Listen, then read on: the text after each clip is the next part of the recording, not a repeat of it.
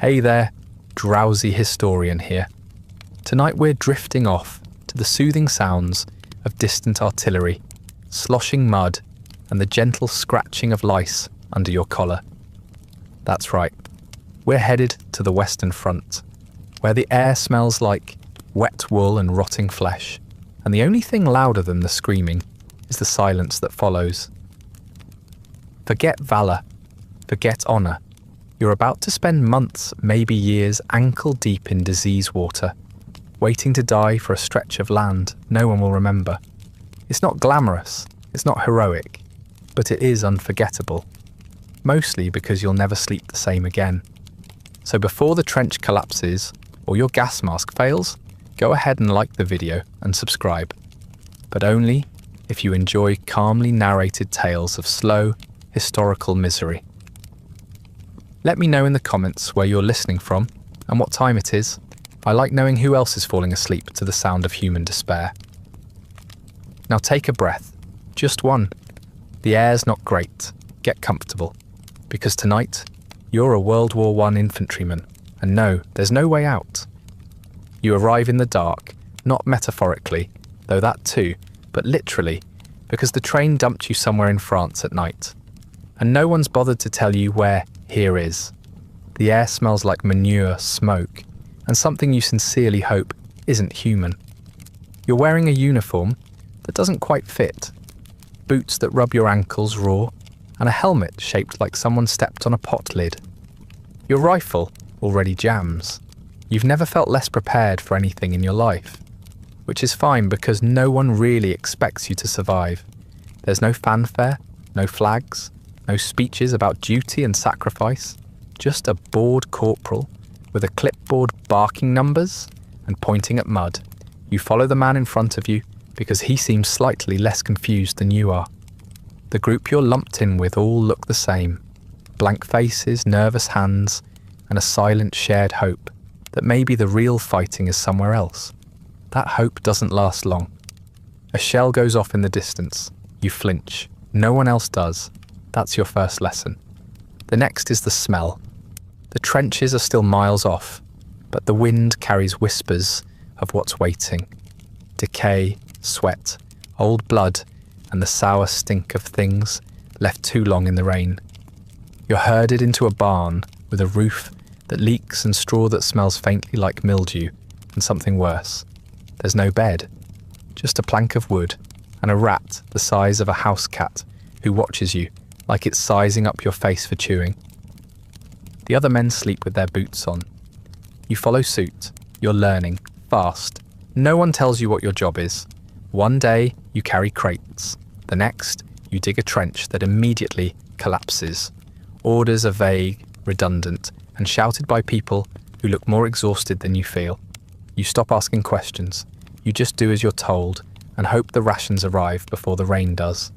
When the food shows up, it's grey. When it doesn't, you chew on a biscuit so hard, it chips a tooth. At some point you realise you've stopped looking people in the eyes. You've stopped expecting dry clothes. You've stopped thinking about when you'll go home. And then, just as quietly as it began, the waiting ends. Someone yells that you're moving to the front. No farewell, no good luck. Just a long march through deeper mud, past stretchers you don't look at, toward a line of trenches that look less like protection and more like graves waiting for names. You climb down into the muck. Your boots vanish. So does the last of your optimism. Welcome to the war. You thought training was hard. You thought being shouted at by a man with a moustache so thick it needed its own postal code was the worst thing that could happen to you. Marching in the rain, standing in formation until your knees locked, peeling potatoes until your fingers bled. That was hell, wasn't it? That was the crucible of war. That was where you'd be made into a man. Except, of course, it wasn't.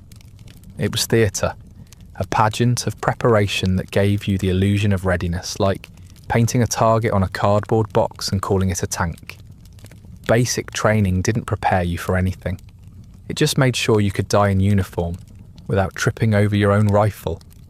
They told you it was about discipline, about building resilience, What they didn't tell you was that none of the yelling, sweating or marching would matter when your boots disintegrated after a week of rain, or when your fingers were too numb to load your rifle, or when the man beside you exploded without warning.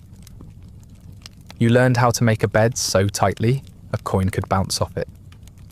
No one taught you how to sleep standing up, or in 4-minute increments between shellings, or while sharing your blanket with lice. You spent weeks practicing how to salute properly. Now, the only people worth saluting are either dead or about to be. There was a structure to training, drills, routines, schedules. You hated it at the time, but at least it was something. At least it made sense. Out here, nothing does. You dig trenches in places they told you were already dug. You march east only to be told you are supposed to go west. Orders change by the hour, but you're expected to keep up. Out here, discipline means not screaming when you step on something soft that used to be human. It means staying still when you want to run, and moving when your legs are begging you to stop. There are no medals for doing things right, only consequences if you don't. Back in camp, you were given a daily ration of food, usually disgusting but edible. Here, you're lucky if your meal arrives warm, or at all. You used to complain about the blandness of your stew.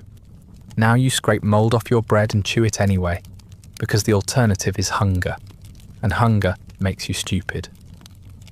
Training warned you about dehydration.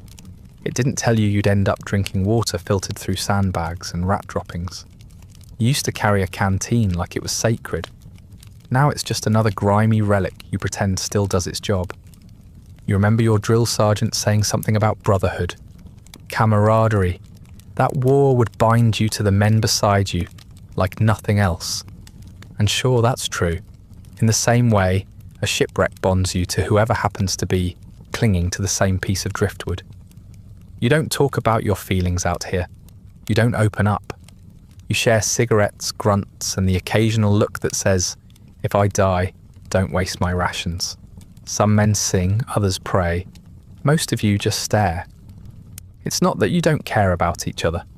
You just don't have the energy to pretend you'll all make it out.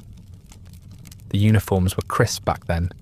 Your boots were stiff, your buttons shiny, your weapon oiled and clean. You looked like a soldier. Now, you're soaked through to the bone, wearing 3 layers of damp wool that itch like punishment. Your helmet is dented. Your rifle is rusting. Your socks are stiff with old blood. Yours or someone else's, it hardly matters. You haven't shaved in weeks, and your breath smells like meat gone wrong. You'd be unrecognisable to your own mother if she could even see you through the smoke.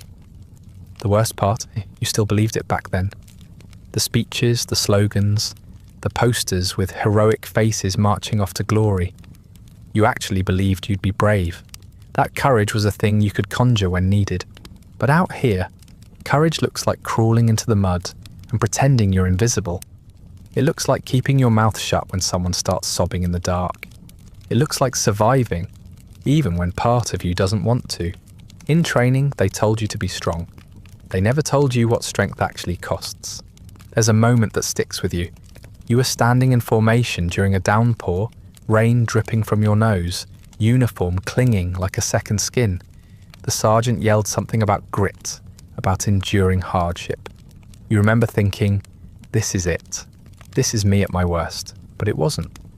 Not even close, because now, as you crouch in a trench filled with freezing sludge, watching steam rise from the body of a man who used to have a name, you understand something your instructors never said aloud. The worst is not an event. It's a place you live in, a state you never leave. You keep telling yourself the training helped, that it gave you a foundation, a way to cope. But really, it just gave you a script, one you've long since stopped following. You don't march anymore. You slog. You don't shout. You mutter. You don't dream. You flinch. They trained you to aim, fire, reload. They didn't train you to watch someone bleed out from the neck and keep your hands steady. They didn't train you for the smell of a wound gone septic. They didn't train you to dig a grave in mud while whispering the wrong name because you didn't know the right one. So yes, training was hard, but it was also clean. contained, supervised. You never thought you'd miss it. Now you'd give anything to go back to those miserable drills and meaningless punishments, not because they were good, but because they ended. Out here, nothing ends. It just gets quieter, then louder, then quieter again. And through it all you keep going, because no one taught you how to stop. The first thing you notice is the mud. Not regular mud, not the kind you used to trudge through as a child or curse at during training. This mud has depth, intent, personality. It grabs at your boots with greedy fingers and refuses to let go. It swallows everything. Your footing, your socks, your hope. Every step is a gamble. Sometimes you sink ankle deep. Sometimes it's knee deep. Once you watch a man disappear up to his thighs before two others haul him out like he's caught in quicksand. No one laughs. The mud doesn't just slow you down, it keeps souvenirs. The second thing is the smell. It's the kind of odour that feels like it's been cooked low and slow over the course of months. A stew of rot, sweat, feces, gunpowder, and something metallic you quickly realise is blood. It clings to your clothes. It seeps into your pores. After just a few hours, you stop noticing it consciously. Your brain gives up. But deep down, something in your animal instincts keeps screaming that this is not a safe place. This is not where humans are supposed to be. Then comes the noise. Not the noise of battle, not yet. The trench has its own language, quieter but somehow more disturbing. Sloshing boots, ragged coughing, the constant drip of water finding its way through every surface. Somewhere nearby, a man mutters to himself in a low, steady rhythm, over and over again. You don't know if it's a prayer, a memory, or just static his brain picked up from the shelling. And then occasionally there's silence, sharp and sudden, as if even the war is holding its breath. That's when you feel most afraid. Your assigned space is about 6 feet long, 2 feet wide, and waist deep in filth. The walls are supposed to be reinforced with wooden planks, but many have rotted through. The rest are slick with moss, mould, and something you don't want to investigate further. You're told to dig a sump to keep water from collecting underfoot. You dig, of course, and the water laughs. The hole fills faster than you can empty it, and within minutes, the trench is back to its usual consistency. Human soup. There's no such thing as dry anymore. Not your socks, not your rucksack, not even your cigarettes, which crumble in your fingers like wet tissue. Your hands are swollen and cracked, your feet squish when you walk, and you're starting to understand why people here talk about trench foot the way others talk about wolves or storms. A creeping inevitability that devours you slowly. You've seen a man pull off his boot and peel away a chunk of skin with it. He didn't scream, he just sighed, like he already knew. And then there are the rats. You meet your first one on your second day, nibbling on the edge of your blanket with the calm entitlement of a landlord collecting rent. It's huge, not large, huge. You could put a saddle on it. Its eyes reflect your candlelight like it's mocking you, and when you try to shoo it away, it bares its teeth. You've never seen a rat look insulted before. Later that night, you find 2 more sharing your rations. One of them is sitting directly on your biscuit, staring you down as it eats. You let it finish. The rats live here. You don't. That's the unspoken truth of trench life. You are the visitors. Temporary, interchangeable. The rats have names, territories, social structures. They breed in the walls and feast on the fallen. You once watched one gnawing on a severed finger like it was a snack. Another crawled into a dead man's mouth and curled up like it was a bed. No one stopped them. There's a mutual agreement now.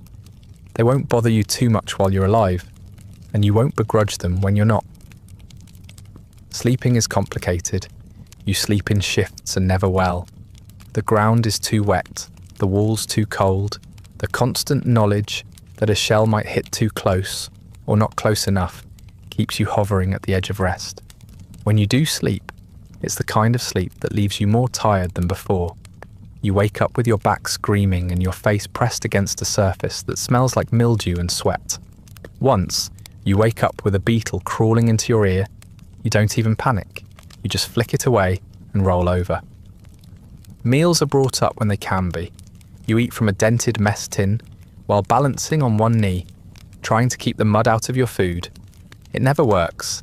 Everything tastes like dirt and metal. Sometimes, you chew something chewy that shouldn't be, but you swallow it anyway. Hunger trumps doubt. You used to gag at the sight of gristle. Now you gnaw on it like it's a delicacy. No one asks questions about the meat. You've all seen what happens to horses out here. There's no privacy, none. You piss in a tin, you shit in a box, and you bury both somewhere you're almost certain won't be dug up again, by accident. Hygiene is a fantasy. You haven't washed properly in weeks, and neither has anyone else. You're all starting to smell the same, a collective stench of men decomposing very, very slowly, while still alive. You try not to look too closely at the sores on your skin, or the blackness starting to creep up your toenails. If something falls off, you'll deal with it then. After a few days, the trench starts to feel normal. Not good, not safe, but familiar. You learn where to step to avoid the worst puddles. You figure out how to balance your rifle so it doesn't rust overnight. You stop reacting when someone coughs up blood next to you.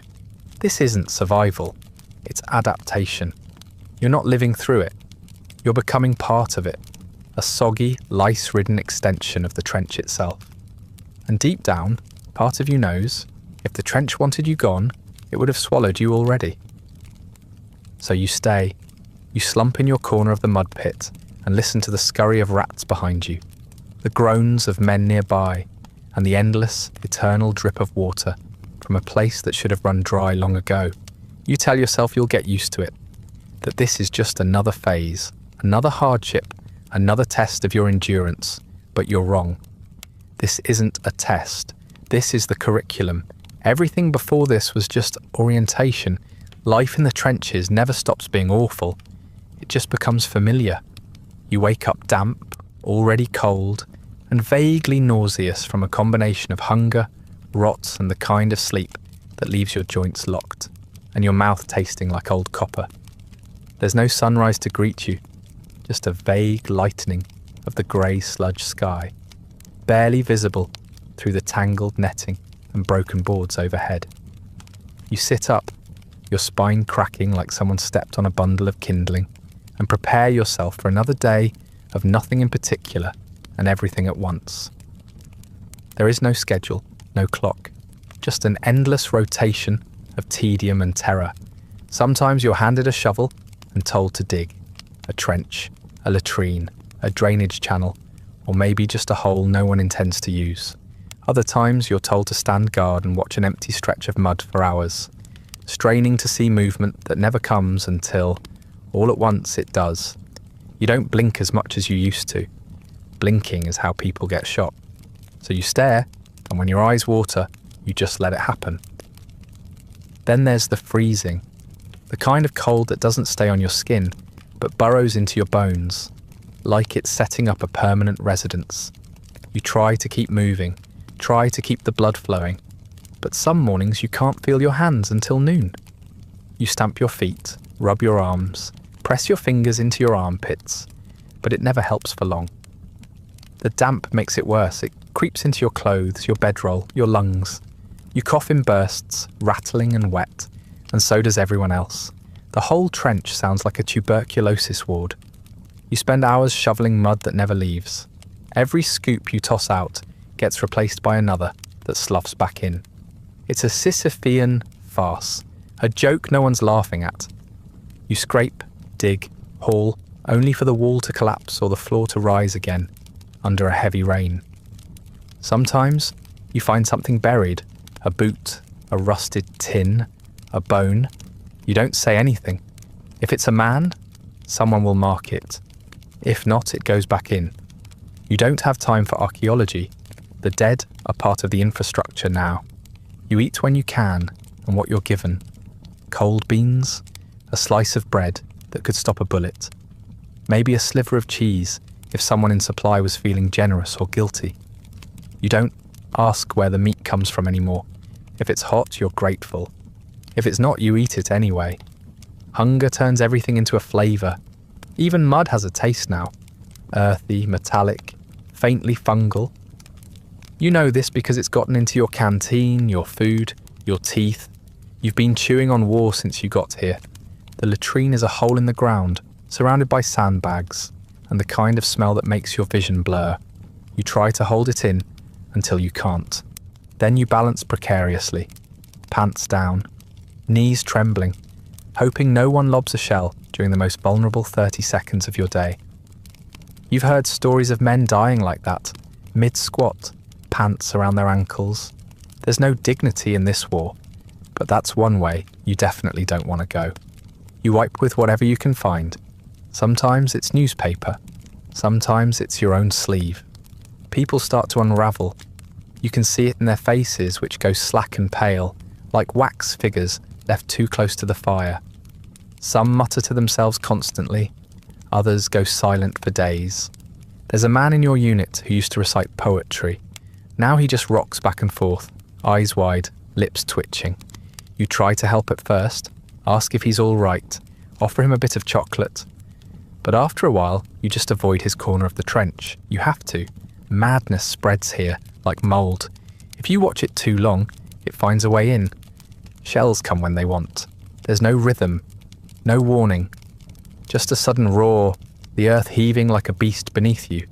And then the dull thud of impact, sometimes near, sometimes far too close. You hit the ground by instinct. Sometimes you scream. Sometimes you just clench every muscle and hope you're not next. Shrapnel doesn't care who you are. It slices clean through flesh, bone, hope. You've seen a man cut in half and still twitching. You've seen a headless corpse sitting upright, like it hasn't caught on yet. There are quiet moments too. Long, terrible stretches where nothing happens. These are worse in their own way. They give your mind room to wander. You think about home, about food that isn't grey, about dry socks and actual silence. Then you remember you're not supposed to think. You're supposed to wait. Because when something does happen, it will happen fast and it will not wait for you. So you count things. Footsteps, breaths, drops of water falling from the trench roof. You hum songs with no words. You press your fingers into the mud just to feel something colder than you. Evenings are worse somehow. The darkness settles like a blanket made of wet wool, heavy and stifling. Lamps are rationed, and candles flicker weakly in jam tins nailed to posts. You write letters by dim light, saying things you don't mean to people who will pretend to believe you. You say you're fine. You say the lads are holding up. You say the rations are getting better. You fold the lies neatly and lick the envelope shut, sealing in the version of yourself that no longer exists. Then you tuck it away and hope a rat doesn't eat it before morning. You sleep in shifts, if you sleep at all. The trench wall becomes your pillow. The man beside you becomes your heater. You wrap yourself in your coat, curl up like an animal, and pray you wake up still breathing. Some nights you don't sleep because of the shelling. Some nights because of the cold. Some because of the fear. And sometimes, worst of all, because it's too quiet. And your brain has finally started trying to process everything it's seen. That's when the real horror sets in. Not the blood, not the gore, the waiting. Eventually, the sun rises again.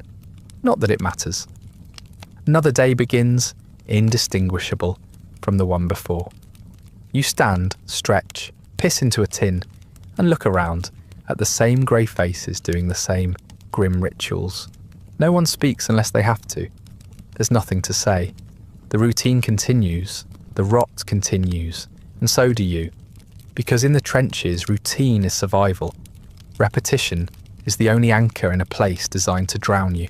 So you dig, you wait, you freeze, you get shelled.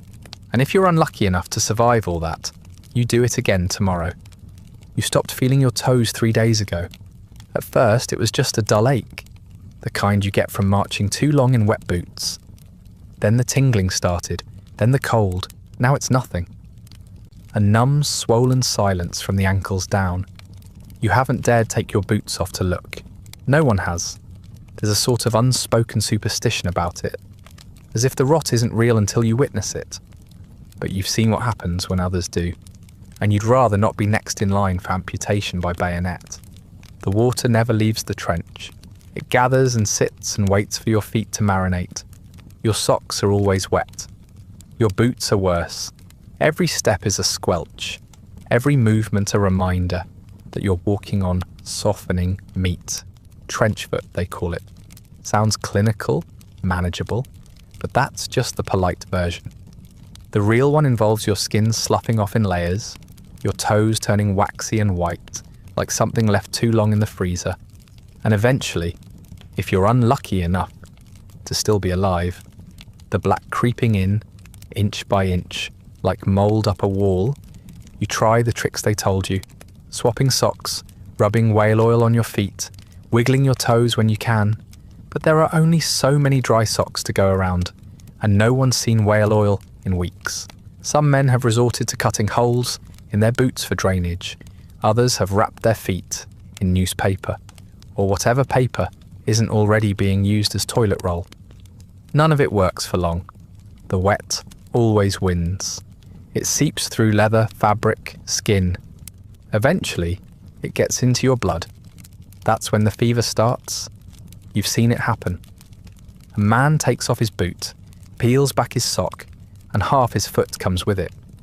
There's no screaming, just a kind of stunned silence, followed by a quiet, "oh," like he's just remembered something important. Then the medic comes. If you're lucky, you're carted back for treatment. If not, you sit tight, pack mud around the wound to keep the flies out, and wait for something worse to kill you first. The trench doesn't forgive weakness. It just makes room for it. Of course, trench foot is just the beginning. There's a whole bestiary of ailments that come free with your enlistment. Lice are a constant companion. You feel them before you see them.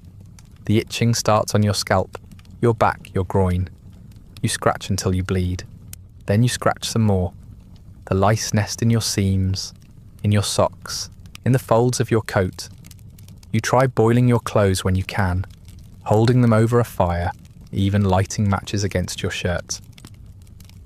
They always come back. You've stopped asking how. Someone in your unit jokes that the lice are the only ones thriving in this war. You laugh, but you know it's true. They feed on you every night. You've grown used to the sensation of crawling.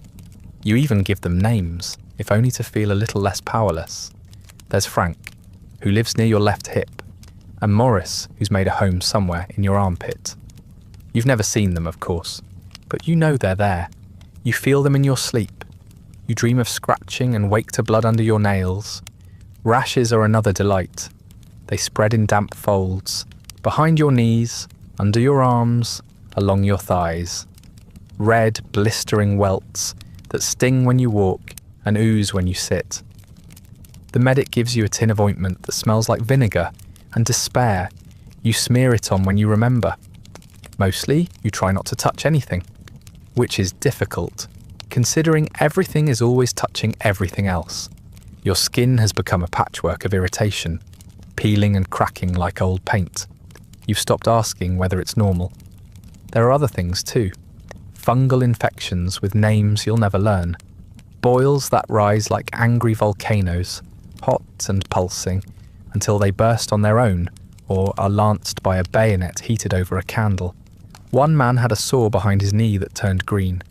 Another had what looked like a second belly button, except it wept pus and smelled like fish left in the sun.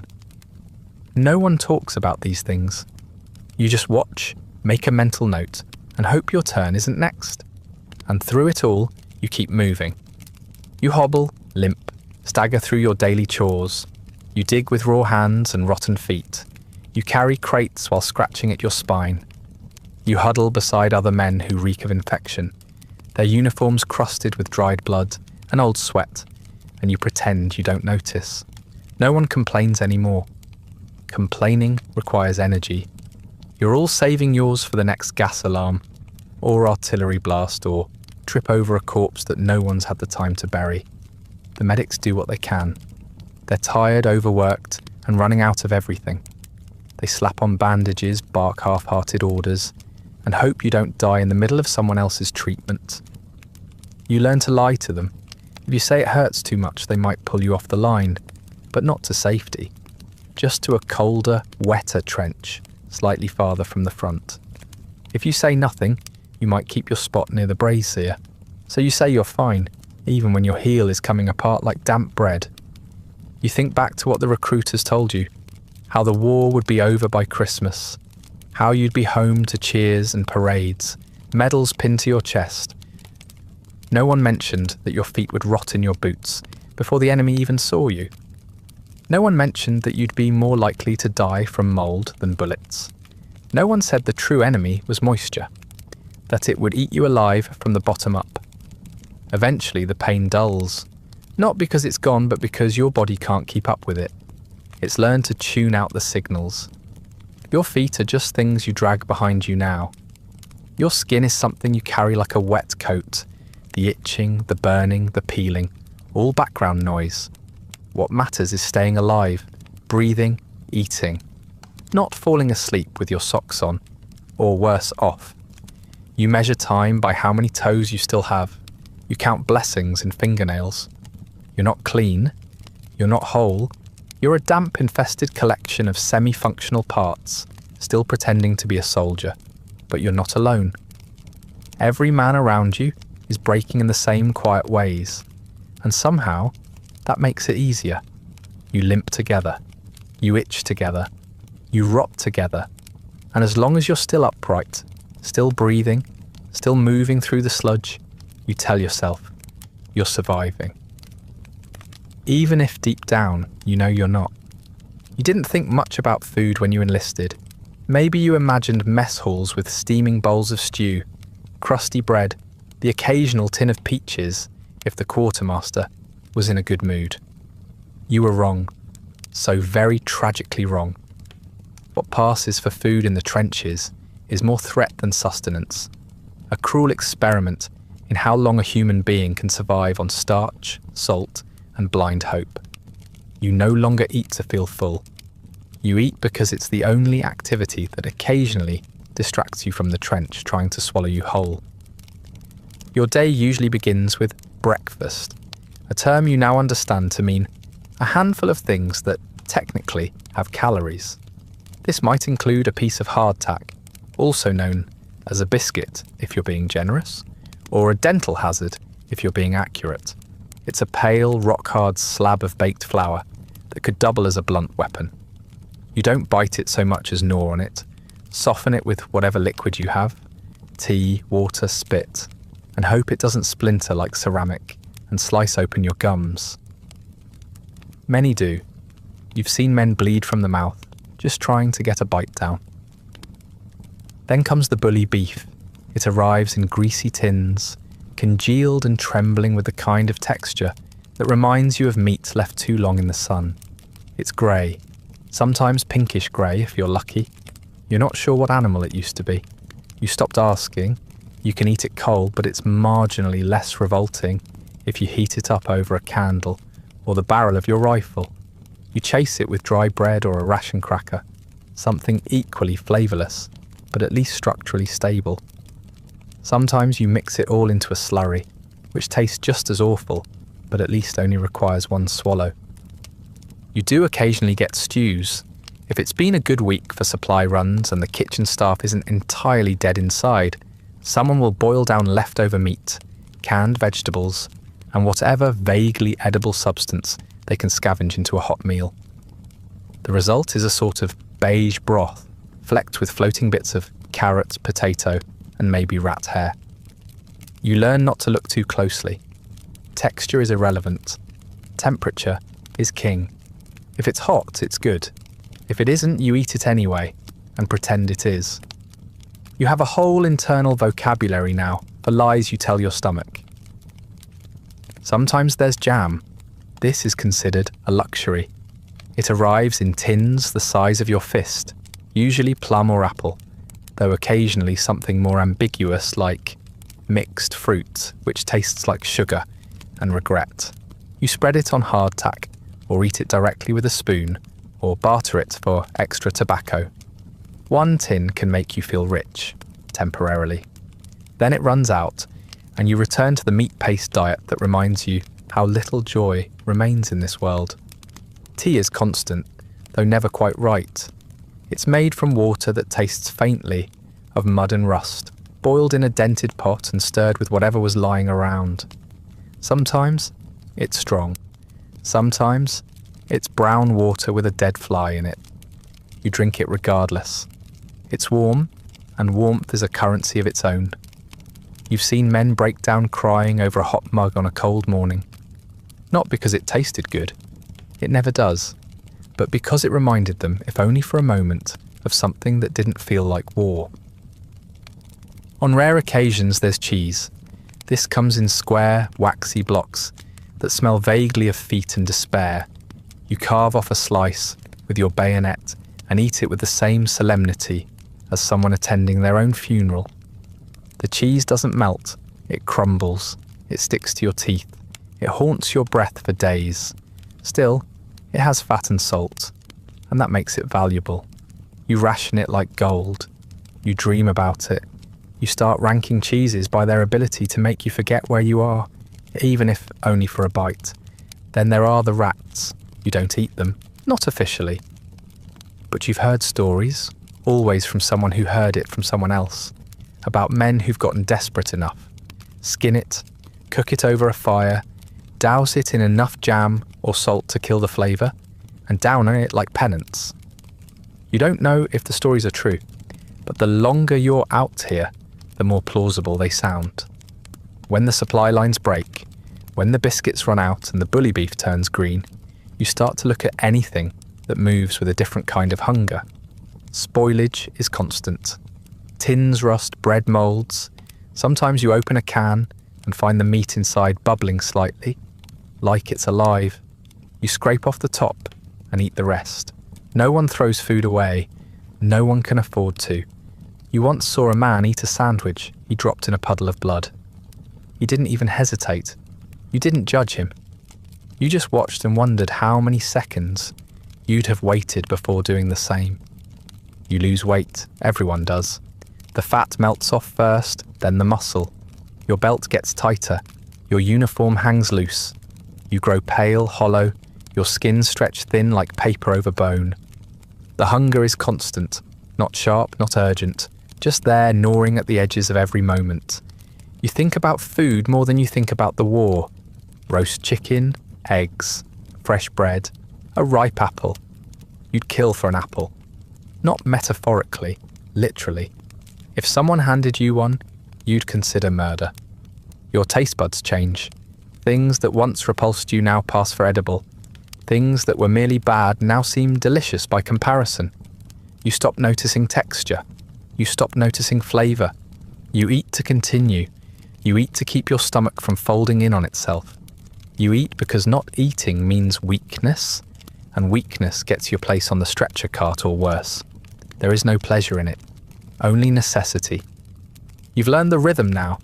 Tin, biscuit, tea, rot, mould, mystery meat, jam if you're lucky, cheese if you're blessed, and maybe, just maybe, a stew on Sundays that tastes only mildly of death.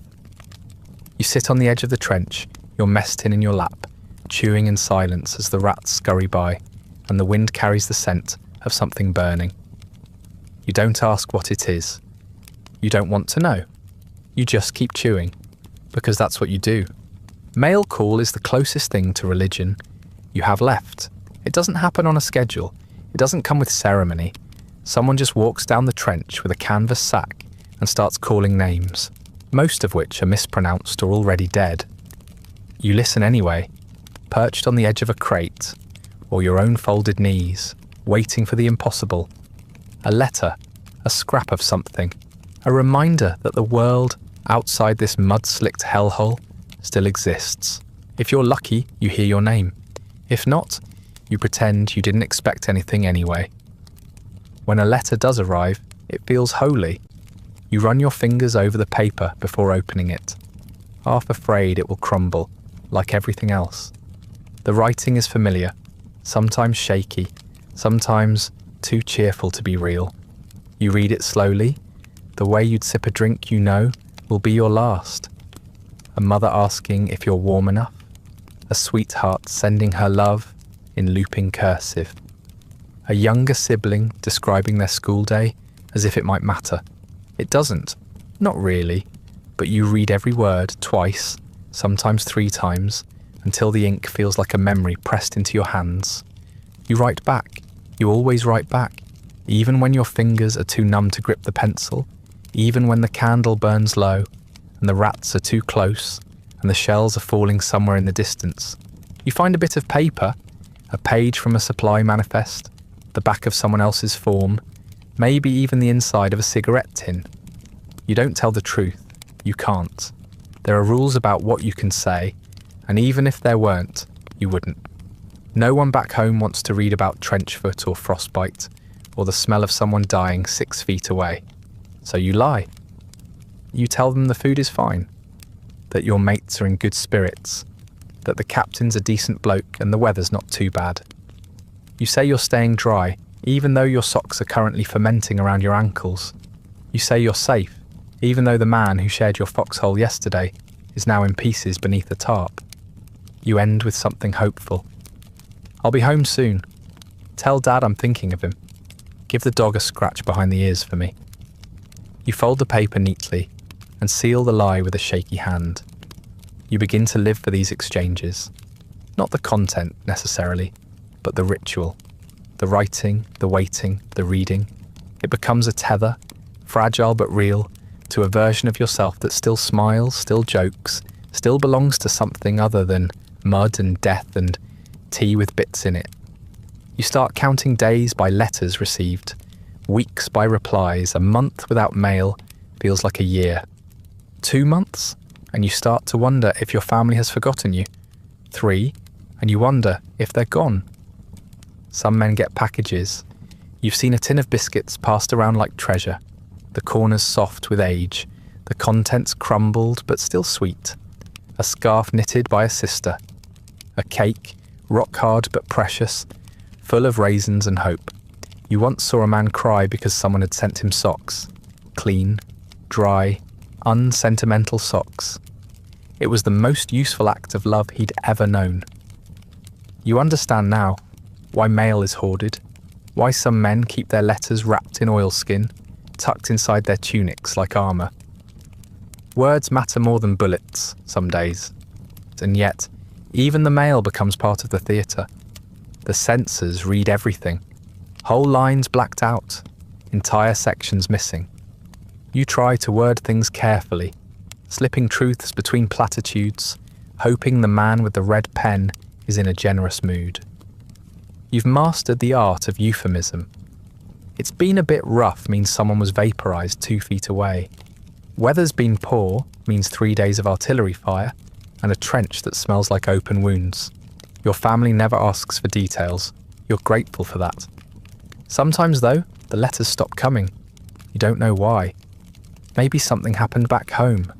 Illness, accident, grief too heavy to write through. Maybe they wrote, and the mail got lost, eaten by rats, soaked through and discarded by someone too tired to care. Or maybe they just couldn't bring themselves to keep pretending. You don't blame them. You wouldn't write to yourself either, if you knew what things looked like on this end, if you could smell it. When your name isn't called, you sit a little straighter anyway, just in case. When someone else gets a letter, you glance at it without meaning to, trying not to envy the way they smile at familiar handwriting or hold it close to their chest, like it might warm them. You begin to think in sentences you'll never write. You compose letters in your head during quiet moments, knowing full well you'll forget them before you find a pencil. Dear Mum, I saw a man drown in mud today. Dear Elsie, I haven't felt my hands since February.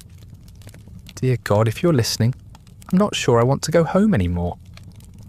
And then sometimes letters come from strangers, condolences sent to the wrong man, mixed up envelopes, a piece of someone else's goodbye. You read them anyway. You read everything. Names, addresses, details of lives you'll never know.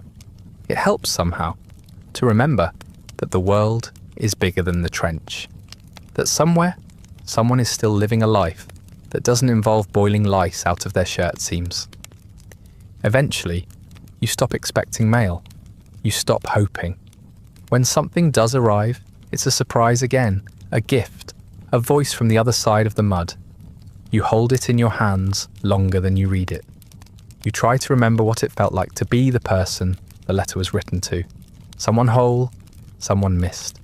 But you're not that person anymore. You're just a body in the muck, going through the motions of connection. Still you write back, because that's what you do. Because there's always a chance someone's waiting on the other end of the lie.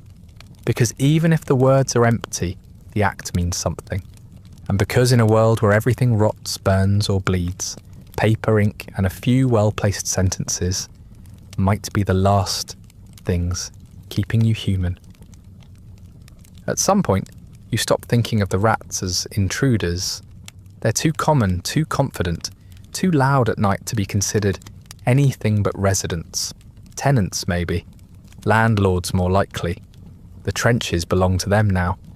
You're just borrowing space. They come in all sizes, but the most memorable are the ones that could feasibly wear a harness. You once saw a rat the size of a toddler dragging a crust of bread into a dugout like it was carrying a briefcase to work. No one stopped it. No one dared. They live in the walls, in the sandbags, in the corpses, especially the corpses. You learn quickly that the dead are never left alone for long. If a body lies in the trench overnight, it becomes a banquet. The rats chew through uniforms, skin, organs, whatever's available. You try not to look when you pass them. Try not to think too hard about the way a dead man's lips can disappear overnight, or why his eyes are missing the next time you see him. You used to be horrified. Now you just mutter "poor bastard" and keep walking. They're fearless. That's the worst part. They don't scatter when you approach. They stare back at you, whiskers twitching, like they're trying to decide if you're food yet. They climb into your kit bag. They gnaw on your boots while you sleep. You wake up to the sound of them wrestling under your blanket, fighting over crumbs or maybe just asserting dominance. You swat them away, but they always come back. You can kill one, maybe two, but for every rat you crush with your trench spade, 3 more show up to attend the funeral. Some men try to fight back. They set traps, fashion crude weapons, declare nightly rat hunting contests. The scoreboards are painted in blood and boredom. But it's a losing battle. You might get a few, but the rats never stop coming. There's always more. They breed in the shadows, beneath your floorboards, behind the latrines. You've seen nests packed with pink, hairless, squirming things. 12 per litter, born and raised in the war like it's their natural habitat. Maybe it is. Maybe they've evolved for this. They don't just eat the dead, they eat the living too, in small ways but meaningfully. They steal your rations. You've opened a tin only to find rat teeth marks around the edges. You've reached into your haversack for bread and pulled out a hollowed crust already half digested. Sometimes they go after your soap or your socks, or a letter from home. They're not picky. You once saw one dragging an entire tin of jam down a drainage trench, like it was on a grocery run. The man it belonged to cried harder over that loss than he did when his friend got shot. The noises they make are worse than the sights. The constant scratching, the scurrying just past your line of sight, the wet chewing sounds that come from somewhere beneath your bunk at 3 a.m. It's not just disturbing, it's maddening. You've had full conversations while staring at the ceiling, pretending the sound of tiny feet wasn't driving you slowly insane. Some men snap. They scream at nothing. Others try to sleep during the day instead, when the rats are less bold. But even then, they come. Day or night, the rats don't care. You've heard stories, everyone has. Of a man who woke up with one chewing on his ear. Of another who found a rat curled up in the cavity of a missing lung. There's talk of someone who fed his own toe to a rat just to watch it eat. You don't know which stories are true. You don't want to know. What you do know is that nothing seems to work. Not shouting, not smashing, not praying, the rats remain ever present, ever hungry, and completely uninterested in your suffering. They start to become part of the routine. You count them. You name them. There's Big Al, who lives near the cook fire. Sergeant Whiskers, who runs the night patrol by your feet. Percy, the one-eyed freak that stole half a tin of bully beef and vanished into the wall like a magician. You catch yourself talking to them sometimes, muttering threats or bargains, asking them not to chew through your boots again. You don't expect a response, but if one of them nodded, you probably wouldn't be surprised anymore. There are superstitions too, old wives' tales recycled into trench folklore. If a rat crosses your path at night, it means death is coming. If it won't go near your bedroll, it means you're already a corpse in spirit. Some men believe that feeding the rats appeases them. Others believe that killing too many will bring bad luck. You've seen a man cry after crushing one beneath his heel, muttering about balance like he'd just upset the gods. You don't question it. Out here, belief is just another way to keep from screaming. Occasionally, someone gets creative. A man builds a rat trap from a sardine tin and some wire. Another fashions a makeshift flamethrower from lamp oil and a broken lighter. For a moment there's laughter, camaraderie, a sense of victory. Then the smell of burnt fur hits your nose, and the laughter stops. You spend the rest of the night gagging into your sleeve, wondering if you'll ever eat meat again without imagining it squeaking. Eventually, the rats stop feeling like animals. They're part of the landscape now, like mud, or lice, or gunfire. You stop reacting when one brushes your leg. You flinch less when you feel them climb over your pack. You get used to the weight of one perch near your shoulder while you try to sleep. It's not affection. It's not comfort. It's just survival, yours and theirs, intertwined by filth and necessity. If you drop dead tomorrow, you know what they'll do. They'll start with your eyes, but until then you coexist, badly, uneasily. You give them space and they give you nothing. Not mercy, not fear, not even respect. They are the true victors of this war, thriving, multiplying, devouring everything in their path. They don't care who wins, they never did. They'll be here long after you're gone, nesting in the ruins, raising new generations in the rib cages of the forgotten. And when history looks back on all this, the rats will still be here, watching, chewing and waiting. It begins as a distant thud. Not loud, not urgent, just a low, far-off heartbeat in the sky. You barely notice it at first. You're busy scooping mud out of your trench, or tying a bandage that won't stay dry, or trying to remember what warmth felt like. But the sound grows. The air tightens. The ground begins to hum. And the thud becomes a boom, then a crack, and suddenly it's not distant anymore. It's here. The shelling has started again. You hit the floor out of instinct. Everyone does. It's not bravery, it's not training. It's just survival, hardwired into your muscles now. You flatten yourself into the mud, face pressed to the earth, spine curled like a dog trying to disappear. There's nowhere to go, no cover. The trench is supposed to be safe, but you've seen what a well-placed shell can do to 6 feet of dirt, and the men hiding inside it. You've seen trenches collapse like they were never there, swallowed whole by the earth they were meant to tame. The sound is all-encompassing, not just noise or pressure, like the air itself is caving in. Each blast slams through your body, like a fist to the chest, rattling your teeth and buzzing in your skull. Dirt showers down in clumps, boards shift, someone screams, maybe from pain, maybe from panic. You don't look, you don't move, you just wait.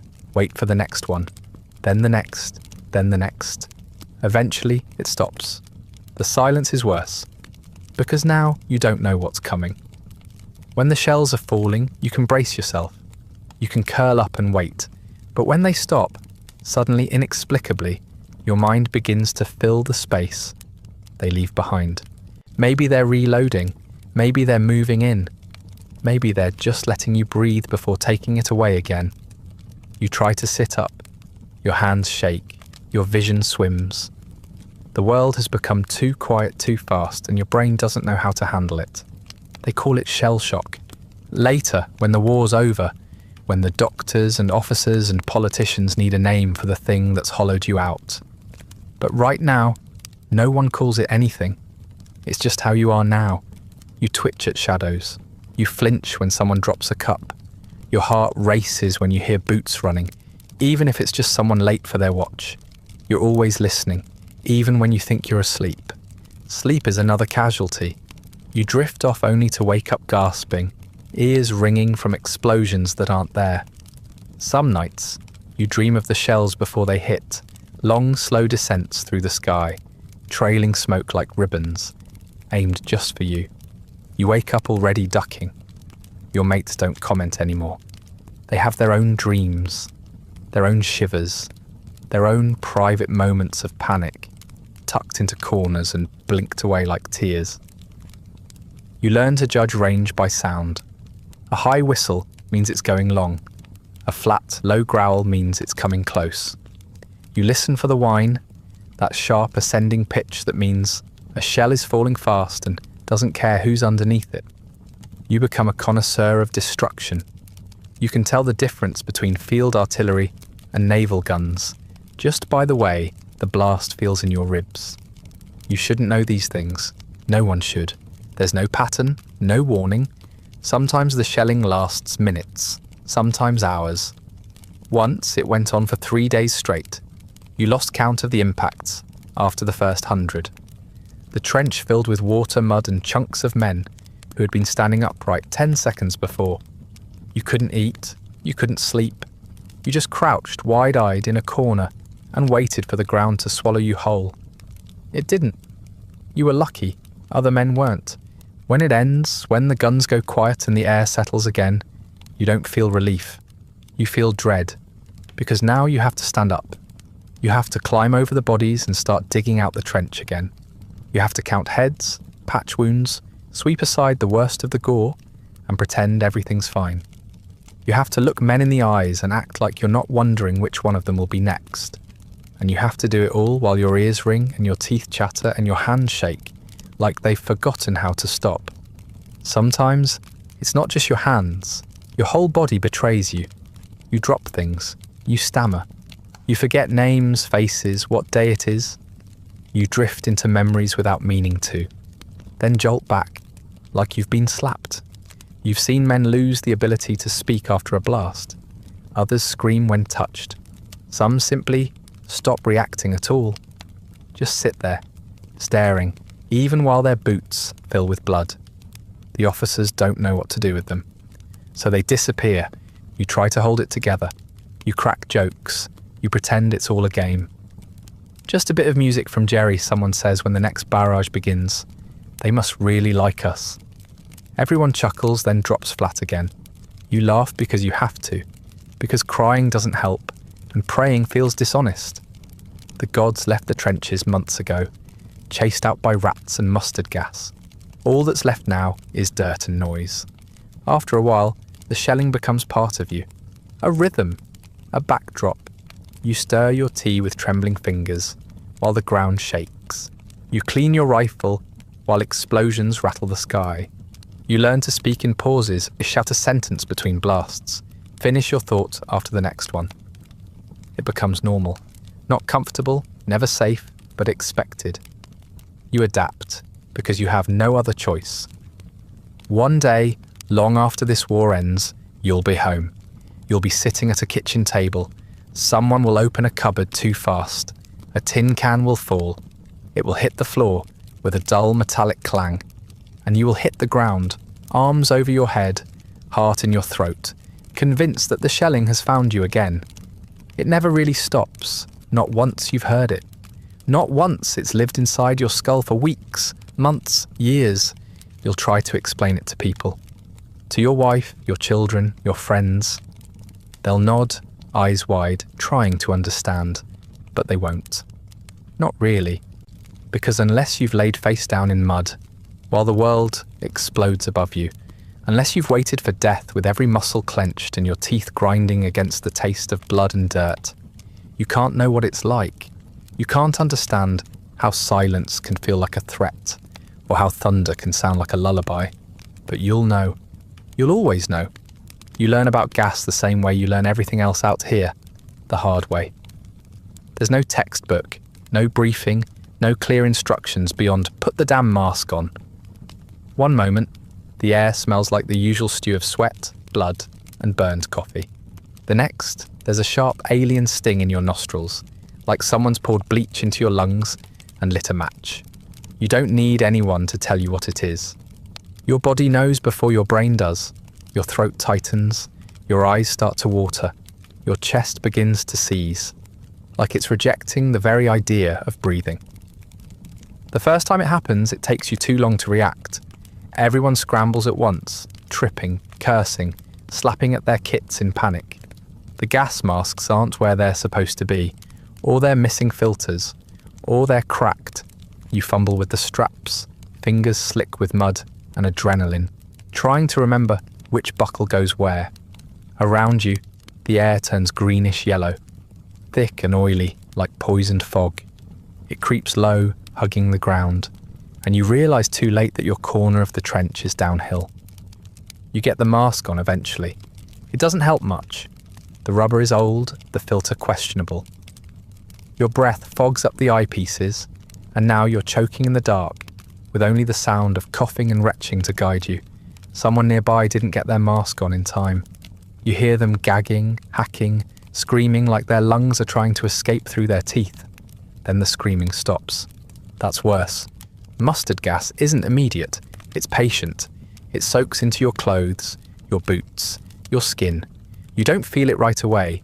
It gives you time to forget it happened, to crawl back to your post and try to breathe normally. Then hours later, the blisters start. First your hands, then your armpits, then your groin.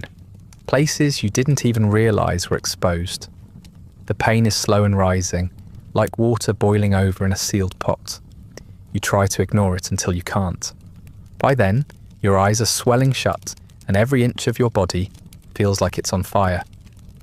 Chlorine gas is different, sharper. It hits fast, like being punched in the throat by an invisible hand.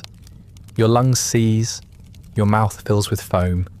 You double over, trying to vomit and inhale at the same time, which doesn't go well. The gas doesn't kill you cleanly. It kills you theatrically. Bodies convulse, eyes bulge, men claw at their throats, their faces, the sky. You've seen a man drown in the open air, choking to death, in 2 feet of trench water because his lungs stopped working and he couldn't stop coughing long enough to crawl out. The masks aren't much better. They help, but only if everything goes right. If you get it on in time. If the filter's dry, if the rubber hasn't cracked, if the gas isn't too concentrated. Sometimes you put on your mask and die anyway. You've seen it happen. A man sitting perfectly still, gas mask secure, body twitching like a puppet on fraying strings. You can't do anything but watch. You can't even hear him scream properly. The mask muffles it, turns it into something low and wet and terrible. The worst part is how silent it can be. There's no bang, no siren, no dramatic announcement, just a sudden shift in the air, a smell that doesn't belong. Someone shouts, "Gas!" and it's already too late for half the trench. You sleep with your mask strapped around your chest now. You've practiced putting it on, in the dark, blindfolded, with one hand. You time yourself. Under 10 seconds is the goal. You once managed 7. That's probably the only reason you're still alive. Gas drills are a farce. You line up, put on your mask, walk in a circle, then take it off and go back to pretending you're ready. But you're not. No one is. You're ready for bullets, for explosions, even for bayonets. You've made your peace with most of that. But gas is different. Gas feels personal. It doesn't just wound you, it invades you. It finds the cracks in your gear, in your skin, in your sanity, and when it gets in, it doesn't leave. You've seen the aftermath too many times. Men covered in yellow burns, eyes swollen shut, lips blistered and bleeding, coughs that never stop, skin peeling away like old wallpaper. They don't scream for long. Their voices give out. Then they just moan. Then they stop. Sometimes they're still alive when that happens. You can't tell. You don't ask. You just cover them with a tarp if you have one, or turn away if you don't. There are makeshift remedies. Pee on a rag and breathe through it. That's one of the classics. It's supposed to neutralize chlorine. You don't know if it works. You've done it anyway. When the choice is between humiliation and suffocation, pride dies quickly. Another trick is smearing your face in mud. Might help, might not. You do it reflexively now, just in case. You don't know what's superstition and what's survival anymore. You don't care. You've heard rumours that the enemy has something worse. A new gas, stronger, invisible, kills in seconds. Maybe it's true, maybe it isn't. Doesn't matter. You live with the knowledge that, at any moment, the air itself might try to kill you. That's just part of the deal now. You've stopped flinching when someone shouts. You just grab your mask and hope. Not for safety, not for victory, just that, if it happens, you'll get it on, in time to make it to the next hour. You used to worry about dying. Now you worry about how. Will it be quick? Will it hurt? Will anyone know who you were? Gas makes those questions louder. A bullet is clean. A shell is fast. But gas lingers. Gas is a slow, suffocating decline, dragging your body inch by inch into a version of itself you won't recognize by the end. You pray it won't be you. Then you look around and see the odds. There's no warning, no justice, no escape. You don't win a gas attack. You just survive it, if you're lucky, and carry the consequences in your lungs for the rest of your life, if you live long enough to have one. So you sleep with your mask on your chest, check your filter every morning, and flinch at every unfamiliar breeze. Because when the wind changes out here, it doesn't bring rain. It brings death. Congratulations, you didn't die. That's your qualification. Somewhere, someone scribbled your name onto a crumpled list and drew a line next to the word corporal. That's all it took. You outlived the man before you. Maybe you ducked faster. Maybe you were just standing a few feet to the left. Now you've got a stripe on your sleeve, a few extra responsibilities, and the distinct honour of telling other men where to stand while they get torn apart. Leadership, it turns out, is mostly about proximity to death and your ability to yell convincingly over gunfire. No one congratulates you. No ceremony, no handshake, no extra rations. Just a muttered, "You're in charge now," and the sudden realisation that half a dozen tired faces are now waiting for you to make decisions. The same people who passed you tins of bully beef and helped you dig latrines last week are now supposed to follow your orders. They don't look thrilled. You don't blame them. You wouldn't trust you either. Your first task as corporal is a classic. Organise a work detail for something that sounds important, but probably isn't. Dig a new latrine trench, move sandbags, retrieve a shipment that may or may not exist from a location that may or may not still be standing. You're given vague directions by a lieutenant who hasn't set foot near the front line in 3 days. And then you're left to figure out how not to get anyone killed while doing whatever it was he barely explained. You nod like you understand. Then you walk away and try to make it up as you go. Being in charge doesn't mean knowing anything. It just means being the one everyone blames when things go wrong. The trench floods. You didn't plan well. Someone steps on a mine. You should have marked it. The rations are late. That's your problem now. You didn't ask for this, but you also didn't refuse it. Refusing things gets you noticed, and getting noticed gets you voluntold.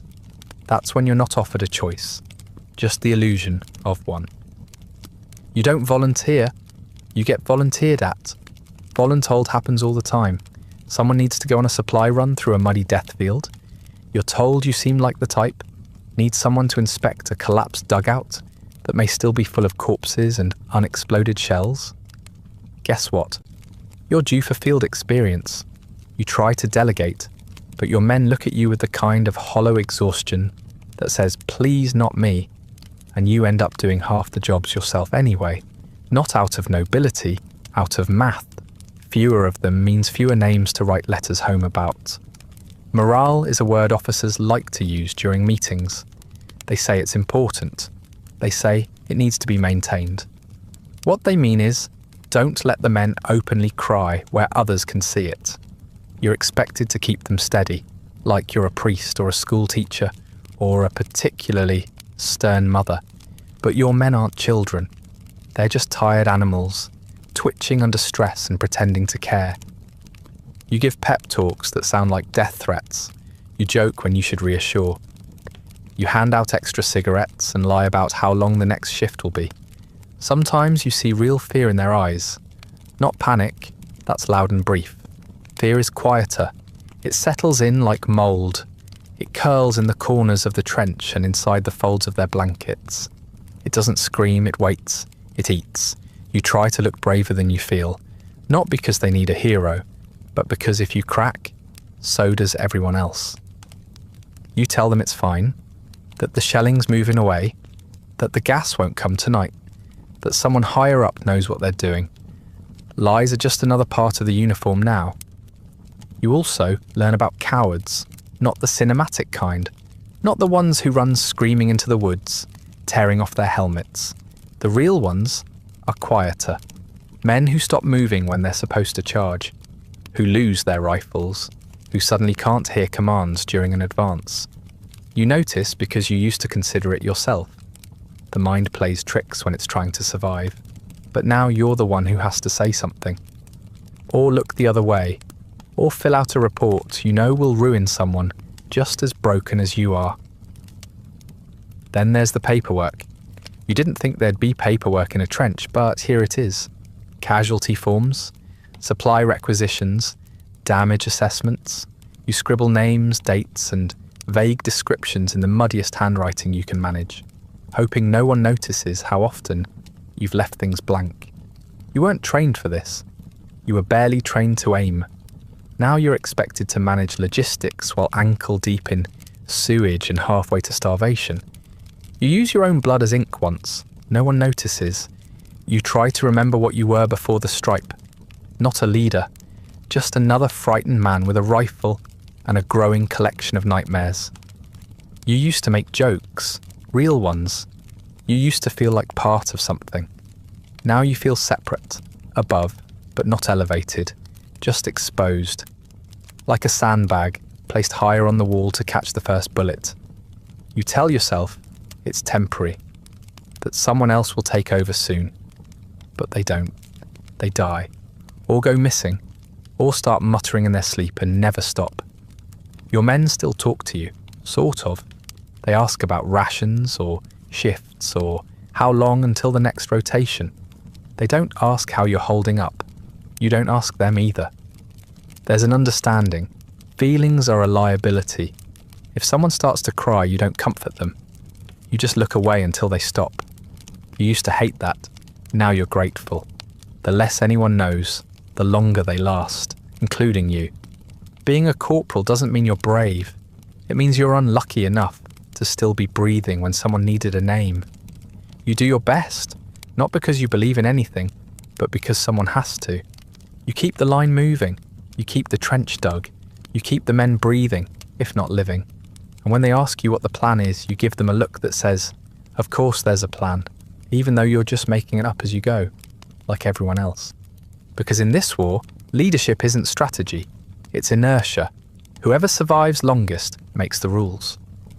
You hear the word, leave, and for a brief shining moment, you almost smile. It's a word soaked in possibility, like the promise of escape, the distant memory of comfort. They say it with the same weight as a reward, like you've earned it, like you're going somewhere good. But the truth is, leave isn't what you think it is. It's not freedom. It's a pause in your suffering, just long enough to remember what it felt like to be human before they throw you back into the meat grinder with a fresher face and a slower limp. When it happens, it's abrupt. One morning, an officer with a paper and a pen calls your name. You think you're in trouble. Maybe you forgot something. Maybe someone died and now you're next in line. But no, it's your turn for leave. They say it like they're doing you a favour. You're too tired to feel anything at first. Then the panic sets in, because now you have to figure out how to be away from the trench without feeling like you've abandoned something. Or someone. or yourself. The journey back is disorienting. You're bundled into a lorry or tossed onto a train with other gaunt, filthy men and sent lurching towards some unnamed village that hasn't heard shell fire in weeks. You watch the landscape change through the cracks in the wood. No craters, no wire, no smoke. Fields with grass still growing, trees still standing. Birds. You'd forgotten about birds. The sound makes your skin crawl. You spend most of the trip gripping your rifle, even though you're told to leave it behind. You don't. It's not for defense, it's a habit now, like breathing. When you arrive, it's quiet, too quiet. The air smells wrong, clean. The ground isn't trying to eat your boots. People walk upright and casually, not crouched or shuffling like they're dodging invisible artillery. Civilians smile at you, nod politely, even thank you. You try to smile back, but your face doesn't remember how. Your uniform stinks. Your fingernails are black. Your breath could curdle milk. You shuffle past shop windows and church bells and small children, and it feels like you've wandered into someone else's dream by mistake. The place they send you is called a rest station. It's not restful. It's a barracks or a converted farmhouse or a church with the pews pushed aside and cots jammed into the aisles. You're told you can take off your boots, so you do, and immediately regret it. The smell alone causes a man across the room to gag. Someone gives you a basin and tells you to wash. You scrub yourself raw and still feel dirty. There's a communal shower, but the water's cold and the floor is slick with someone else's regrets. You go once. That's enough. Meals are technically better. There's actual food cooked by people who aren't dead inside.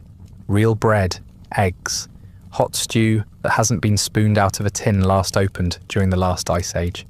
You eat too fast the first time and vomit it up behind the canteen. Your stomach isn't ready for kindness. After that, you pace yourself. You eat like you're stealing it, eyes darting around, waiting for someone to tell you it's over. The others try to enjoy it.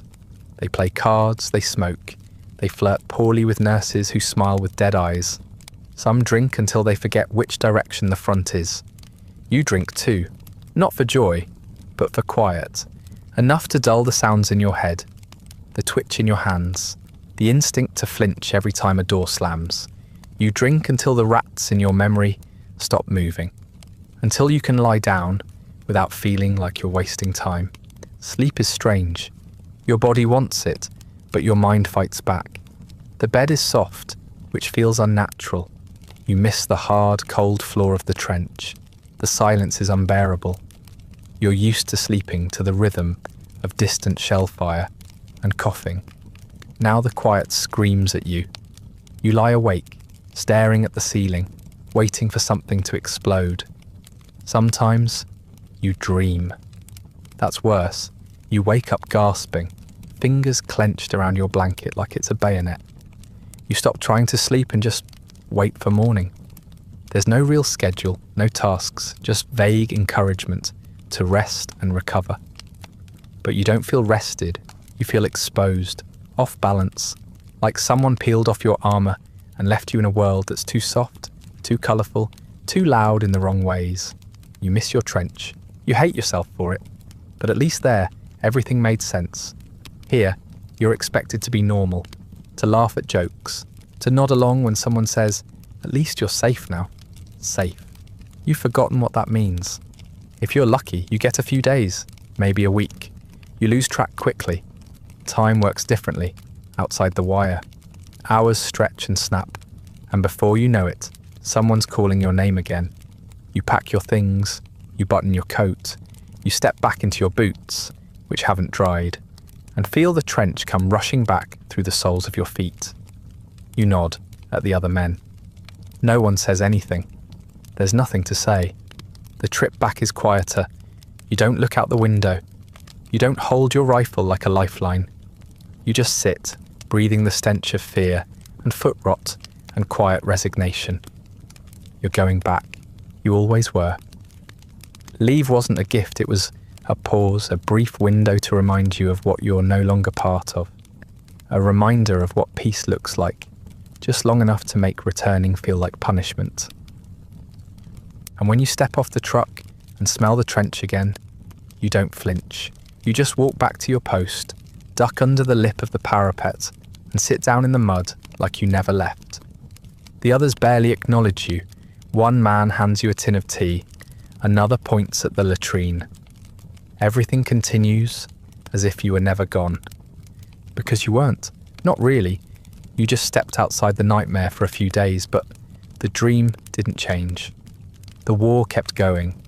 The rats kept breeding. The mud kept rising. And now, so have you. Back into the same wet uniform, the same dull rhythm, the same slow crawl towards something no one dares name out loud. At first you notice, every time.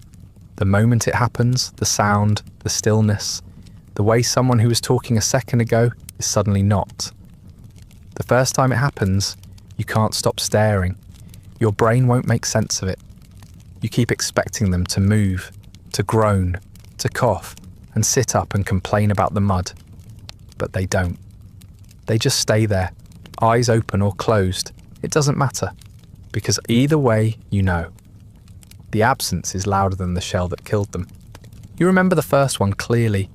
His name, his voice, the way he tied his boots too tight, and always shared his last cigarette.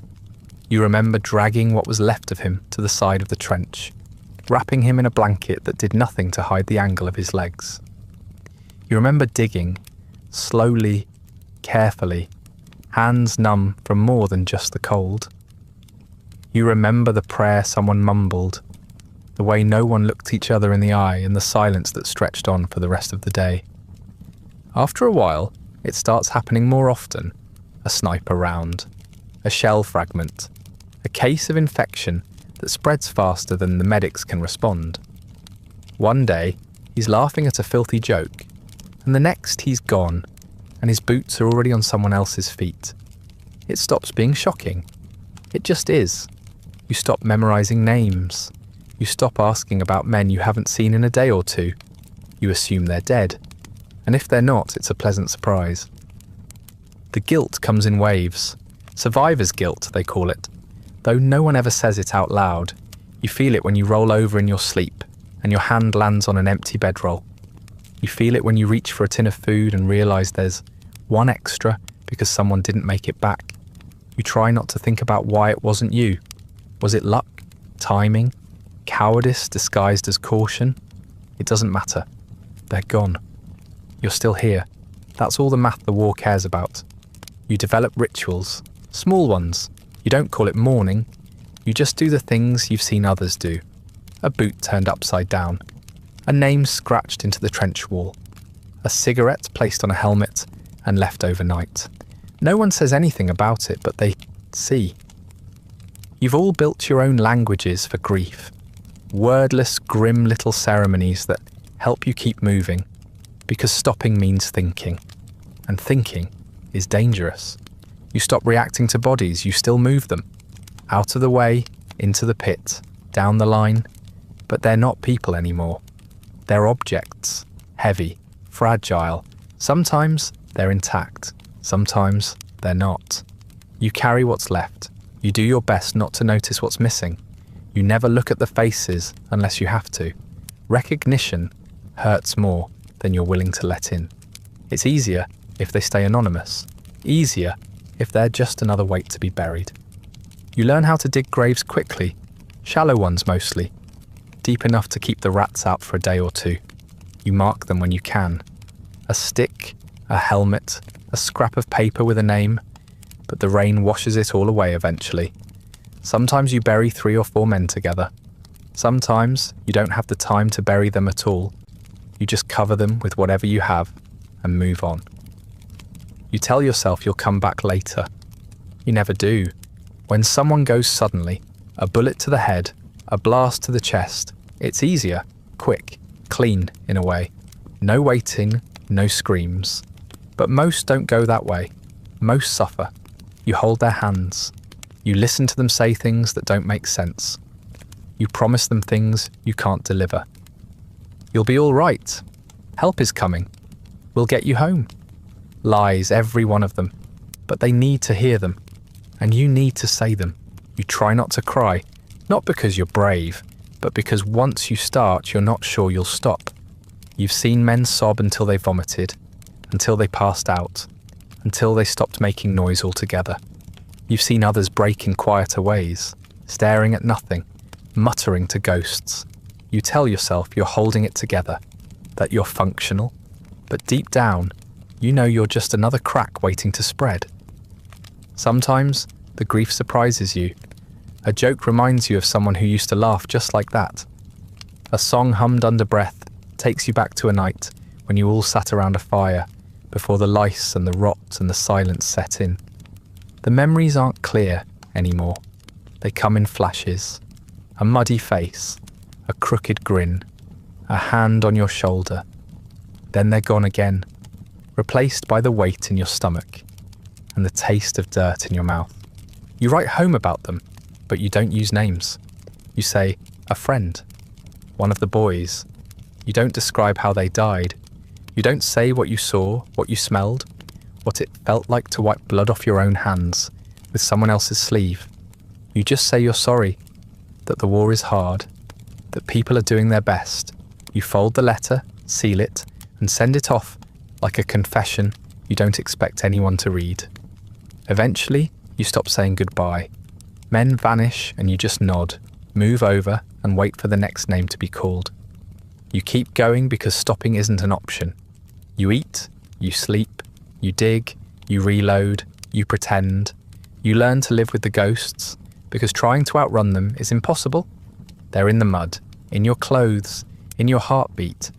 Every man who dies out here lives on, in silence and repetition and the quiet terror behind your eyes. You're not cold, you're not cruel, you're just full. There's no more room to grieve, no more space for sadness.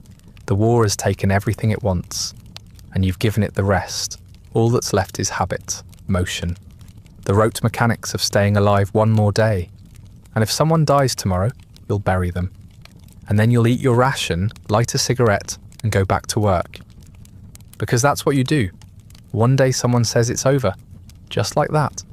The shelling stops, the rifles lower, a whistle is blown, not in panic or command, but finality. You don't believe it at first. You've heard rumours before, false alarms, talks of ceasefires that vanish the moment someone sneezes in the wrong direction. But this time, it's real. The war, the endless crawl of mud and blood and smoke, has been paused, finished, declared complete by men in polished uniforms, shaking hands 1,000 miles away from where you've been dying. You stand there, confused, waiting for the joke to land, for the next shell to fall, for the gunfire to resume, but it doesn't. There's only quiet, thick, heavy, unnatural. You should feel relief, celebration, something. Instead, you feel like someone's pulled the floor out from under you, like you've just been told you can breathe again. After spending so long underwater, you forgot how. You look at the men around you, and they look the same, not joyful, not even grateful, just blank. The trenches don't vanish. They sit there, still full of bodies, both moving and still. The rats don't leave. The water doesn't drain. You stay where you are for days, waiting for instructions, because no one's really sure what peace means in practical terms. You eat the same rations. You patch the same wounds. The only difference is the direction of your eyes. For the first time in years, you look forward instead of sideways. Eventually, you're told you can go home. Not immediately. That would be too simple. But soon. Demobilization, they call it. A polite word for sorting out who gets to leave first. There are lists, papers, signatures, delays. You stand in line for hours, then days, filling out forms with hands that still tremble. When they finally say your name, it doesn't feel like it belongs to you anymore. It's just a sound. They issue you clean clothes, a uniform that doesn't stink, a shave, a haircut, a tin of polish to make your boots shine. You look in the mirror and see a stranger. The grime is gone, but the hollow eyes remain. You walk through a station with a duffel bag slung over your shoulder and your name stitched across it in thread that feels like a lie. People smile at you. They say things like, "Well done," and "Welcome back." You nod and keep walking. The train ride home is quiet. You stare out the window as the landscape rolls by. Hills, trees, fields untouched by war. You try to feel something. Pride, maybe. Joy. But all you feel is distance. As if you're watching someone else's return from far away. You touch the glass, half expecting it to break under your fingers. It doesn't. When you arrive, there's a crowd. Family, neighbours, strangers waving little flags. You step off the train into a wave of hugs and cheers, and it's overwhelming in the worst way. Too loud, too bright, too close. You flinch when someone claps you on the back. Your mother cries. Your sister clings to your arm. Your father says you look strong. You don't know how to tell them that you don't feel real, that everything they're touching is hollow. Home hasn't changed, but you have. The walls are still the same colour. The furniture is still in the same place. Your bed still creaks in the same way when you sit on the edge of it. But you lie down and the sheets feel wrong. Too clean, too dry. You stare at the ceiling all night, listening for a sound that never comes. No gunfire, no boots, no rats, just the tick of a clock, slow and smug. Like it knows it outlived your friends. You try to return to your old routines. You eat meals with your family. You walk to the store. You help repair a fence that doesn't matter. People ask you questions, and you answer them. You say the things you're supposed to say, that it was hard but you're fine, that you're glad to be home, that it's good to sleep in your own bed again. You smile at the right moments, you laugh at the easy jokes, and inside you are absolutely nowhere. Sometimes you forget where you are. You hear a door slam and dive to the floor before your brain can catch up. You startle at loud voices. You flinch at the smell of cooking meat. You wake up choking on an invisible gas, your hands clawing at your throat, your sheets soaked with sweat. You don't talk about it.